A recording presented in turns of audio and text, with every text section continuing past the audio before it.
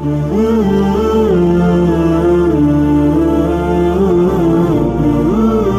مرتبہ حضرت جبرائیل علیہ السلام حضور اقدس صلی اللہ تعالی علیہ وآلہ وصحابہ وسلم کے حجرہ مبارک میں تشریف لائے اور رو رہے تھے۔ جب حضرت جبرائیل علیہ السلام واپس چلے گئے تو آپ صلی اللہ تعالی علیہ وآلہ وسلم نے فرمایا، اے میری امت، صرف یہ عمل تمہیں جہنم کی خلاصی دلا سکتا ہے، قبر کی سختی سے دور رکھ سکتا ہے، پل صراط کی منزل سے آسانی سے گزار سکتا ہے، جہنم کی دہکتی آگ سے بچا سکتا ہے۔ یہ عمل اللہ تعالیٰ کے ہاں بہت مقبول و محبوب ہے۔ یہ عمل ساتوں آسمان پر اللہ تعالیٰ تک پہنچ جاتا ہے۔ بسم اللہ الرحمن الرحیم۔ السلام علیکم ورحمۃ اللہ۔ محترم ناظرین، سرکار دو عالم صلی اللہ تعالی علیہ وسلم کا فرمان عالی شان ہے کہ گزشتہ زمانے میں 3 آدمی سفر میں تھے کہ رات گزارنے کے لیے انہیں ایک غار کا سہارا لینا پڑا۔ جو ہی وہ غار میں داخل ہوئے تو پہاڑ کے اوپر سے ایک چٹان ٹوٹ کر غار کے منہ پر آن گرا، جس سے غار کا منہ بند ہو گیا۔ تینوں شخص نے زور آزمائی کی تاکہ چٹان سرک سکے اور ہم باہر نکل سکیں، لیکن ایسا نہ ہو سکا۔ انہوں نے سوچا کہ اس چٹان سے چھٹکارا پانے کا ایک ہی طریقہ ہے کہ ہم اپنے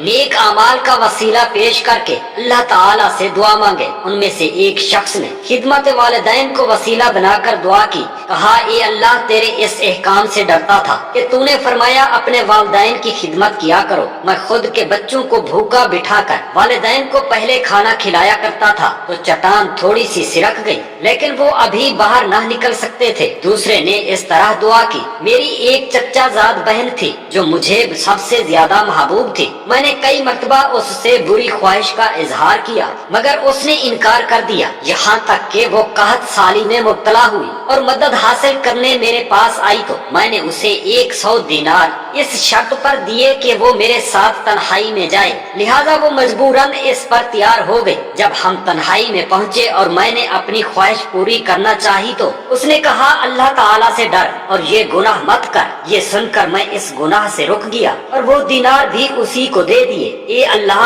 اگر میرا یہ عمل تیری رضا کے لیے تھا تو ہماری یہ مصیبت دور کر دے۔ چٹان کچھ اور سرک گئی مگر وہ ابھی بھی باہر نہ نکل سکتے تھے۔ تیسرے نے ایک مزدور کو اس کی امانت لوٹا دینے کا وسیلہ بنایا، یعنی ایک مزدور جو مجھ سے بھی کمزور تھا، اس نے اپنی امانت میرے پاس چھوڑی اور میں نے اس کو تیرے ڈر سے اس مزدور کو لوٹا دیا اور عرض کی، اے اللہ تعالیٰ، اگر میرا یہ عمل محض تیری رضا جوئی کے لیے تھا تو ہمیں اس پریشانی سے نجات دلا دے۔ چنانچہ چٹان مکمل طور پر ہٹ گئی اور وہ نکل کر چل پڑے۔ ایک حبشی نے سرکار مدینہ صلی اللہ تعالی علیہ وسلم کی بارگاہ میں عرض کی، یا رسول اللہ صلی اللہ علیہ وسلم، میرے گناہ بے شمار ہیں، کیا میری توبہ بارگاہ الہی میں قبول ہو سکتی ہے؟ آپ صلی اللہ علیہ وسلم نے ارشاد فرمایا، کیوں نہیں؟ اس نے عرض کی، کیا وہ مجھے گناہ کرتے ہوئے دیکھتا بھی رہا؟ ارشاد فرمایا، ہاں، وہ سب کچھ دیکھتا رہا ہے۔ یہ سن کر حبشی نے ایک چیخ ماری اور زمین پر گرتے ہی جاں بحق ہو گیا۔ امیر المومنین حضرت سیدنا عثمان غنی رضی اللہ تعالی عنہ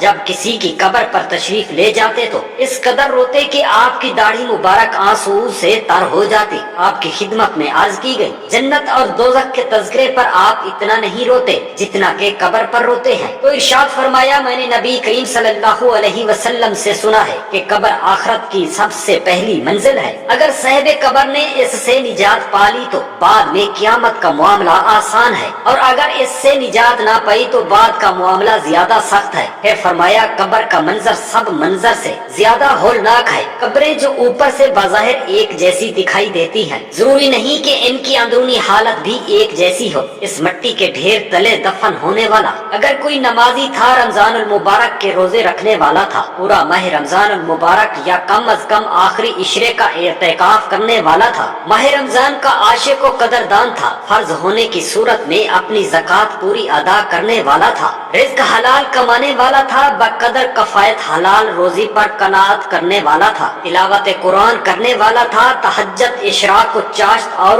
हवानैन के नवाफिल अदा करने वाला था, या आजी करने वाला और हुस्न इखलाक का पैकर था। शरीयत के मुताबिक एक मुट्ठी दाढ़ी बढ़ाने वाला था, अमामे का ताज सर पर सजाने वाला था, सुन्नतों का मतवाला था, माँ बाप की फर्मा बरदारी करने वाला था, बंदों के हुकूक अदा करने वाला था, अल्लाह पाक और उसके प्यारे महबूब सल्लल्लाहु ताला अलैहि वसल्लम का चाहने वाला था, या सहाबा कराम रिजवानुल्लाहि ताला अलैहिम अजमईन और अहले बैत इज़्ज़ाम और औलियाए कराम का दीवाना था। तो उसकी कब्र जो ऊपर से मिट्टी की छोटी सी ढेरी नुमा दिखाई दे रही है, हो सकता है कि अल्लाह पाक और उसके रसूल सल्लल्लाहु ताला अलैहि वसल्लम के फजलो करम से उसका अंदरूनी हिस्सा ता हद निगाह वसी हो चुका हो, कब्र में जन्नत की खिड़की खुली हुई हो और उस मिट्टी के जहरी ढेर तले जन्नत का हसीन बाग मौजूद हो। दूसरी तरफ इसी मिट्टी के ढेर तले दफन होने वाला, अगर माअज़ल्लाह अल्लाह की पनाह, बेनमाजी था, रमजान अल मुबारक के रोजे जानबूझकर बर्बाद करने वाला था। रमजान अल मुबारक की रातों में गलियों के अंदर खेलों के जरिए मुसलमानों की इबादतों या नींद में खलल डालकर तकलीफ पहुंचाने और दिलो आजारी का सबब बनने वाला था। फर्ज होने के बावजूद ज़कात की अदायगी में मखल करने वाला था, हराम रोजी कमाने वाला था या रिश्वत का लेन देन करने वाला था, लोगों के कर्जे दबाने वाला था, शराब पीने वाला था, जुआ खेलने वाला था, शराब और जुए के अड्डे चलाने वाला था, मुसलमानों की बिला इजाजत शरई दिल आजारियां करने वाला था, मुसलमानों को डरा धमका कर भत्ता वसूल करने वाला था, तावान की खातिर मुसलमानों को अगवा करने वाला था, या चोरी करने वाला था, डाका डालने वाला था, अमानत में खियानत करने वाला था, या जमीनों पर नाजायज कब्जे करने वाला था, या बेबस किसानों का खून चूसने वाला था, या इक्तिदार के नशे में बदमस्त होकर जुल्म सितम की आंधियां चलाने वाला था, या फिल्में ड्रामे देखने या दिखाने वाला था, गाने बाजे सुनाने या सुनने वाला था, गाली गलूच झूठ गीबत चुगली तोहमत बदगुमानी और तकब्बुर का आदी था, या माँ बाप का नाफरमान था।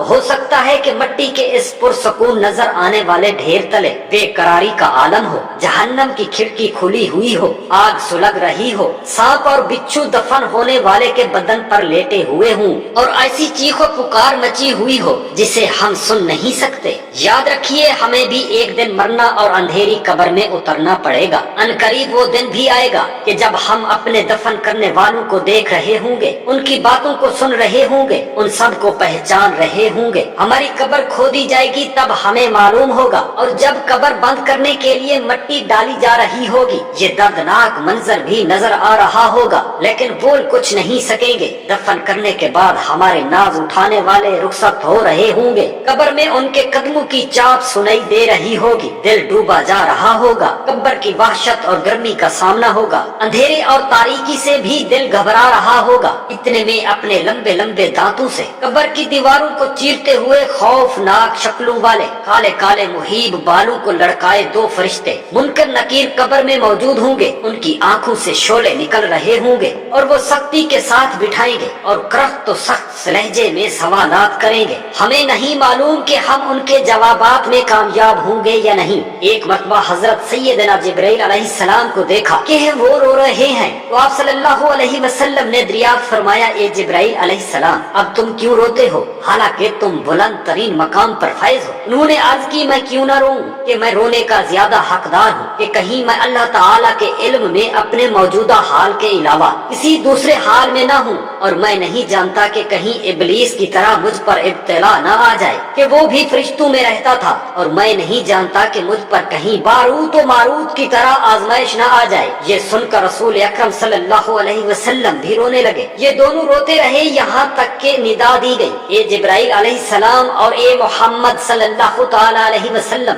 अल्लाह ताला ने तुम दोनों को नाफरमानी से महफूज फरमा दिया है। फिर हजरत जिब्राइल अलैहिस्सलाम चले गए और रसूल खुदा सल्लल्लाहु ताला अलैहि वसल्लम बाहर तशरीफ ले आए और फरमाया, ए मेरी उम्मत, अल्लाह के खौफ से रोया करो, रातों को उठकर अल्लाह के खौफ से रोना तुम्हें जहन्नम से खलासी दिलाएगा, तुम्हारे दिल नरम होंगे और यही तुम्हारे आंसू तुम्हें जहन्नम की आग से बचा सकते हैं। ए मेरी उम्मत, अल्लाह के खौफ से इतना रोया करो, इतना रोया करो, तुम्हारी आहें सातों आसमानों के ऊपर तक पहुंच जाती हैं। और हक ताला फरमाता है, ए मेरी मलाइका, देखो मेरे बंदे को मालूम है कि मैं उसका रब हूँ, ये मेरे डर से रो रहा है, तुम गवाह हो जाओ, मैं उनकी मगफिरत और बख्शिश कर दी है। एक मरतबा हजरत जिब्राइल अलैहिस्सलाम और हजरत میکائیل علیہ السلام رونے لگے تو رب تعالی نے دریافت کیا کہ تم کیوں روتے ہو؟ انہوں نے عرض کی اے رب ہم تیری خفیہ تدبیر سے بے خوف نہیں ہیں۔ رب تعالی نے ارشاد فرمایا تم اسی حالت پر رہنا، کبھی مجھ سے بے خوف مت ہونا، کیونکہ یہ عمل مجھ کو بہت محبوب ہے۔ جو بھی میرے خوف سے روتا ہے میں ان کو ہر مصیبت سے خلاصی عطا کرتا ہوں۔ حضرت سیدنا ابو ہریرہ رضی اللہ تعالی عنہ سے مروی ہے کہ رسول خدا صلی اللہ تعالی علیہ وآلہ وسلم نے فرمایا بنی اسرائیل میں ایک شخص تھا جس نے زندگی بھر کبھی کوئی نیکی نہ کی تھی۔ اس نے اپنے گھر والوں کو وصیت کی کہ جب میں مر جاؤں تو مجھے جلا دینا اور میری آدھی راکھ جنگل میں اڑا دینا، جبکہ آدھی راکھ دریا کے سپرد کر دینا۔ رب تعالیٰ کی قسم اگر اللہ تعالیٰ نے میری گرفت کی تو میں اس عذاب سے بہت ڈرتا ہوں۔ جب اس شخص کا انتقال ہو گیا تو اس کی رضا کے مطابق گھر والوں نے اس کی وصیت پوری کر دی۔ اللہ تعالیٰ نے دریا کو اس کی راکھ جمع کرنے کا حکم ارشاد فرمایا تو اس نے اپنے اندر اس کی موجود راکھ تمام جمع کر دی۔ پھر جنگل کو بھی یہی حکم ہوا، اس نے بھی ایسا ہی کیا۔ پھر اللہ تعالیٰ اس شخص سے سوال کیا کہ بتاؤ تم نے ایسا کیوں کیا؟ اس نے عرض کی اے میرے رب تو جانتا ہے کہ میں نے یہ سب کچھ فقط تیرے خوف کی وجہ سے کیا تھا۔ یہ سن کر اللہ رب العالمین نے اس کی بخشش فرما دی۔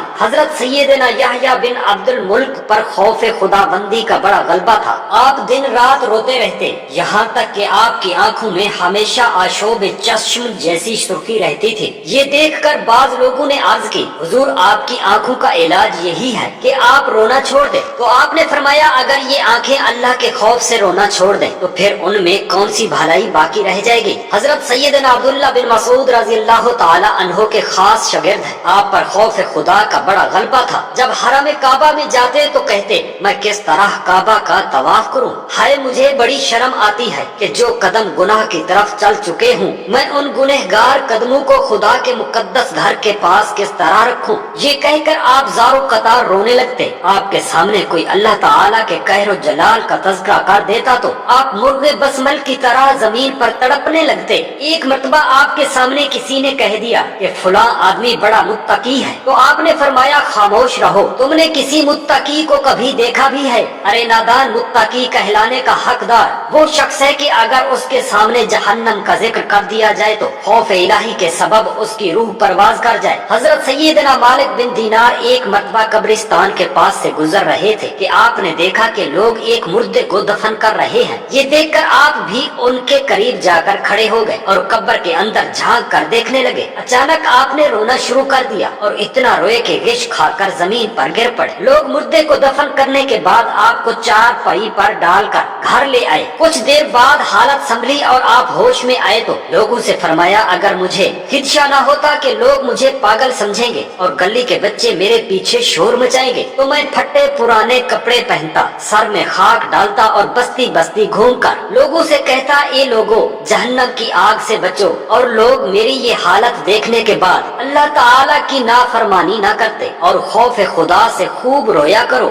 یہ سب کو گلی گلی میں کہتا۔ پھر جب آپ کے وصال کا وقت قریب آیا تو اپنے شاگردوں کو یہ وصیت فرمائی کہ میں نے تمہیں جو کچھ سکھایا اس کا حق ادا کرنا، اور جب میں مر جاؤں تو میری پیشانی پر بغیر روشنائی کے یہ لکھوا دینا یہ مالک بن دینار ہے جو اپنے آقا کا بھاگا ہوا غلام ہے۔ پھر مجھے قبرستان لے جانے کے لیے چارپائی پر مت ڈالنا بلکہ میری گردن میں رسی ڈال کر ہاتھ پاؤں باندھ کر اس طرح لے جانا جیسے کسی بھاگے ہوئے غلام کو باندھ کر منہ کے بل گھسیٹتے ہوئے اس کے آقا کے پاس لے جایا جاتا ہے۔ اور قیامت کے دن جب مجھے قبر سے اٹھایا جائے تو 3 چیزوں پر غور کرنا۔ پہلی چیز کہ اس دن میرا چہرہ سیاہ ہوتا ہے یا سفید۔ دوسری چیز کہ جب اعمال نامے تقسیم کیے جا رہے ہوں تو مجھے نامہ اعمال دائیں ہاتھ میں ملتا ہے یا بائیں بازو میں۔ تیسری چیز یہ کہ جب میں میزان عدل کے پاس کھڑا کیا جاؤں تو میری نیکیوں کا پلڑا بھاری ہے یا گناہوں کا۔ یہ کہہ کر آپ زارو قطار رونے لگے اور کافی دیر آنسو بہانے کے بعد ارشاد فرمایا کاش میری ماں نے مجھے نہ جانا ہوتا کہ مجھے قیامت کی ہولناکیوں اور ہلاکتوں کی خبر ہی نہ ہوتی اور نہ ہی مجھے ان کا سامنا کرنا پڑتا۔ پھر جب رات کا وقت ہوا تو